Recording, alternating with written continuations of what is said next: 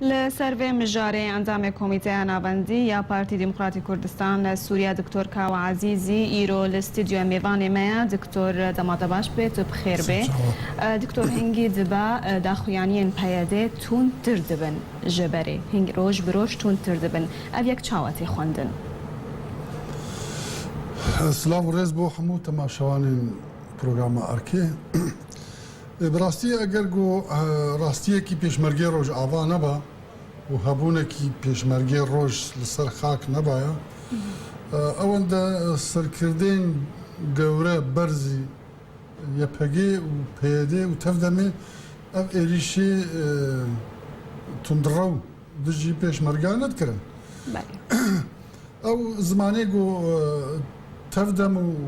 پیاده و یپگی پی دنگ دکن براستی او نه زمانه دیالوگه نه زمانه پیکوژیانه نه زمانه تسامحه نه زمانه براتیه نه زمانه کردایتیه یعنی اگر پیشمرگی روش آوای کردستانی ورن روش آوای کردستانی ام لهم بروانن یعنی می شرکی براکوژی بکن ای باشه اگر گوته شرکی براکوژی لدیجی برای خوی کرد بکه گوشبر تبازدایه ایرو خو آماده کریه گودبینه تد تنگاسیه کی مزن دیل دسته داعشه دخوازی ور آلیکاریات تب که تدبی ازیل برانبر تراوستم ازیل تبکوجم. باشه سنادی دی عشیره شمر چمات ناکوجی، تچما سوتوره مسیحیان ناکوجی، تچما شبیه نظام و عسکری نظام ناکوجی، تچما برکان الفرات و ثوار رقت ناکوجی، تچما پیشمرگی روجاوای کردستان بکوجی. یعنی او سبب چیه براستی متخوازن همو ملت ما سیاست مدار ما خلک ما في برسيب كن يعني وهر بيترجي اندامي بيدي وان برسانج سروكي خوب كن چما ابراهيم كرد بكوجن وچما عربي تندرو جو لدمكي جولوان بخو قلبين ودكوبان مديتن جو چي كوم كوجي بو كردان شكرن چما الهمبر وانا رانا وستن البرامبر كرد براي كرد راوس ما مست قال لك بهانه وان هنا جبوان داخويانيا او بويه جد بيجن يك جوان اف هزا بيشمرگين روج آوای كردستاني نا بيشمرگين روج آوای كردستاني نا او بسر پدكي دنا اف يك تاچرا زي راستا يعني براسي نزان او قرشكه كي جاوي مرود بينن لدبي دوا كي جاوي خد نابين ما او اكينه و او شكو هاتنه و او دريا كيرچون اما هركز زانه گوبري سالك سالوني وكي خلق ما ياجنا لشكري رژیم بازان هلادان هاتن هرما كردستاني ياجبر تنديا بيدي بازان هاتن هرما كردستاني والهرما كردستاني باليكاريا بيشمرگي كردستاني والمعسكري خنسه تدريب دبن جبروجا كي روجان جو قاربن ورن ولاتي خوب بارزن اما ديار جو امكينه اما هلبد بارتي ديمقراطي كردستاني عراق ده هوالكي هفسوز استراتيجيك بينن وامس باسيا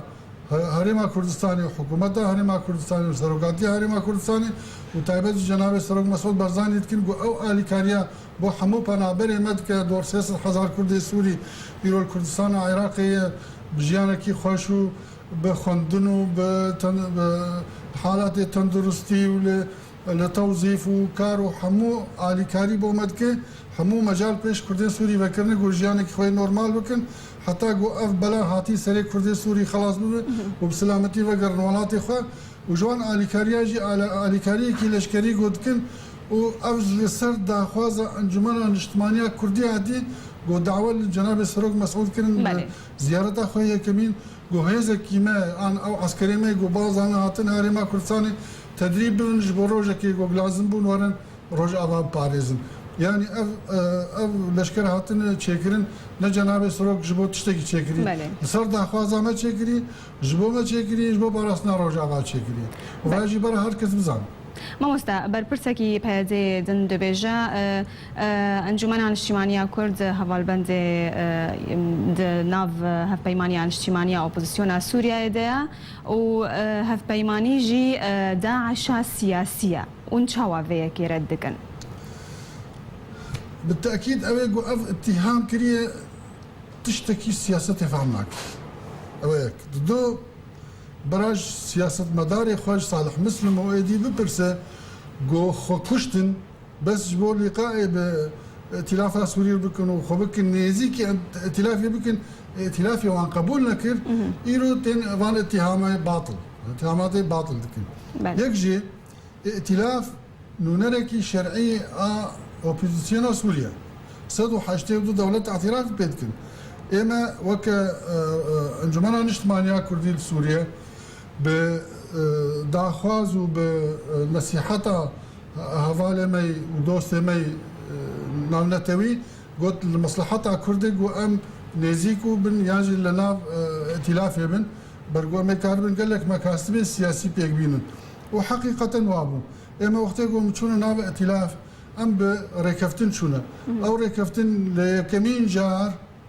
اوبوزيسيون عربي سوري اعتراف كي جو كرد سوريا هي مشكلة كردي سوريا هي ما بوان نافي جمهورية عربية سوريا ما جوهرت ما كرد جمهورية سوريا ما بوان دان ناس كرن جو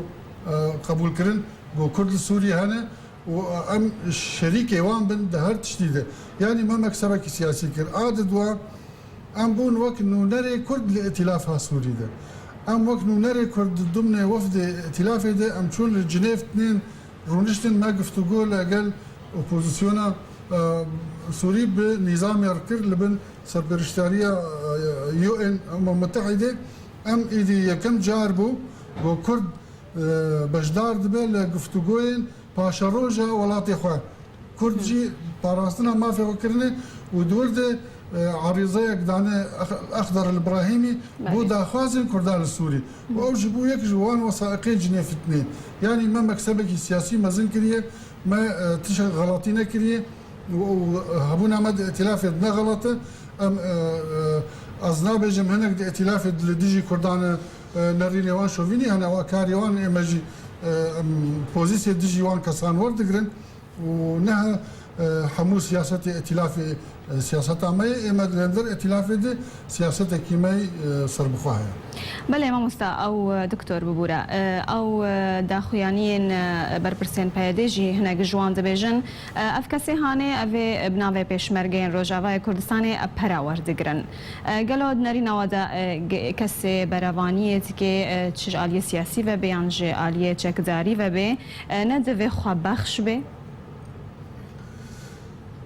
درو شاروجاوای کردستانی یان هذا أبي دبينجو براور دقرن أنا جوانت بيجن مقطوعين عن شجرة برجو يب بيدي وبككي أنا برنه واج مالا وان قد كرنا جياني قد كرنا زواجي قد كرنا ملكيتي قد كرنا وجبيرو الرايوي قد كرنا أو كرنا وك آلتكي بوي آلت أفجي لديجي حمو ما في مروفة لديجي شرعيتها دولية لديجي أديان سماوية هر إنسانك دوي ما فيه هذا حقي زواجها بحقي مالها بحقي برفانيها إما أفكسي وقتين برفانية لكن مال أخوها جني أخوها خزان أخوها وزمندال أخوها أو دبيقو جيانا كيبك ما بجيان بيبرد بي وقتيقو در خدمتك جبو ولاتي خودك يدينا ما كارك يديبك هر مجبورة موچه ور بگره اول حمو جهان هر کس گوت چی کاری بکن موچه کی ورد گره الا عناصر PKK و YPG گوت بيجي اما نجبو برا شرط كن اخر نجبو برا شرط كن ونجبو دولتا كردي شرط كن ونجبو قوميتا كردي شرط كن او جبو شرط كن بله يعني امبراسي امنا مازانن او جبو شرط كن بله وقت بيجي برجي بيوستن جبو مروف جانا خوا بردوام بگه ما مستعد دجي رفقاس داخويانيا دا او دوي روشي دا و اف دنگ ودان در باسبونا پیشمرگین روج آوای کردستانی در باسبونا وان و چقاس بزحمت بي نرينا تدا دنرينا تدا در باسبونا پیشمرگین روج آوای کردستانی بو روج آوای کردستانی و چقاس زحمتی لپیشیه بن جالية سياسية وجالية عسكرية. أم برا نعط في بن. در بازبونا پیشمرگی روج آوای کردستان روج بو روج آوای کردستان نبریارکی منه و نبریارکی حزبا منه و نبریارکی أنا كسبه و نبریارکی شخصي جناب سروي أو برياركي ناونتوية برياركي هرمية برياركي داخوازك اما ايرو روجلاتان وراسي نوچه دبه ئەو پێشمەرگی ڕۆژئاوای کوردستان بەشێکن ژووی پلانی چێکردنا ڕۆژئاوای شەرق الأوسط الجديد ئەنجی ڕۆژهڵاتانەوە ڕاستی نو یعنی دەرباسبوونا پێشمەرگی ڕۆژئاوا بۆ ڕۆژئاوا ئەو پێویستی بە پاراستنی هەیە پێویستی ئەو دەبێژن ئالیکاریا لوجستیک هەیە پێویستی بە دەبێ ئالیەکوێتە بەنی جی هەتێک هەبێ گۆکارە بە وێ هێزا لەشکری ڕابگرێ و تەعییدێکی دووەلی لەسەر هەن ینی بێوان تشە نابێ ینی بە موافقەکی ئەمریکی بە موافقەکی هەرێمی کوردستان و جەنابێت سەرۆک بفەرمی و ئەو کات کار بە دەرباز ببێ لێ هەلبەت ژی دەبێ گۆ ئێمە ئەم برای خۆ یەپێگێت بێژم نە پێدێ یەپێگێت بێژم گۆ ئاگادار بن ئەو برایێوانن نهاتنە شەڕێوان بکەن هاتنە ئالیکاریاوان بکەن ji بۆ شەڕ لە دژی داعش لێ لڤر دەرباسبوونا پێشمەرگەی ڕۆژئاوای کوردستانی بۆ ڕۆژئاوا لڤر دوو خەتەی سیاسی هەن گۆ پێدێ نە بە قەومیەت دفکرە و نەش بۆ سینۆرەی جغرافی کوردستان دفکرە و نەش بۆ هەرێمێکی کوردی دفکرە بەڵام ئەو یەپەگە ji bo van tişta şer dike ew tenaquda orta YPG û serkirdê wî de wextê ku pêşmergê Rojavayê Kurdistan derbas bibe ew ji bo herêma Kurdî derbas dibe. Ew kat pêşmergê YPG dibe ek. Ew nebixwazin nexwazin. Ji ber vê yekê ew naxwazin siyaseta PD gog dike. Gu Asyadê wê qebûl nakin herêmekî Kurdî li Kurdistana Sûrî çêbibe. Ji ber vê yekê Asyadê wan dibêjin ku em qebûl nakin. Mamosta şerê birakujî wê çi qas egera wê hebe heger pêşmergên Rojavayê Kurdistanê derbasî Kurdistanê bibin. Derbasî Rojavayê Kurdistanê bibin. Ez dibêjim li vê newê tenha îrada me tenê be. Dibê ku îradakî navnetewî jî hebe ku şer li nav me çênebî. Yani îro hebûn û nebûna PYD û YPG li ser êrişê ezmanî Amerîka. û her wiha gotina wê wê bakêş bi li ba YPG û PYD eger ku Amerîka bixwaze hêzên Rojava derbas bibe bêşer. û ez duê qenaetê de me Amerîkî dixwazin got Kurd yek bin û dawe li PYD dikin got îtîfaqê ligel NKSê bikin û YPG û Pêşmergê Rojavayê Kurdistan jî bikin îtîfaqiyekê bêşer bi hev re şerê Daişê bikin Kurdan biparêzin ew kat bi rastexwe bi şekil mübaşir wê Amerîkî teamülê ligel vê hêza Kurdî bike. مامۆستا دکتۆرێک هەوا عزیزی ئەنجامێ کۆمیتەیە ناوەندی یا پارتی دیموکراتی کوردستان سووریا میێوانێ مە ئێستیدیۆ بوو گەلەک سپاس.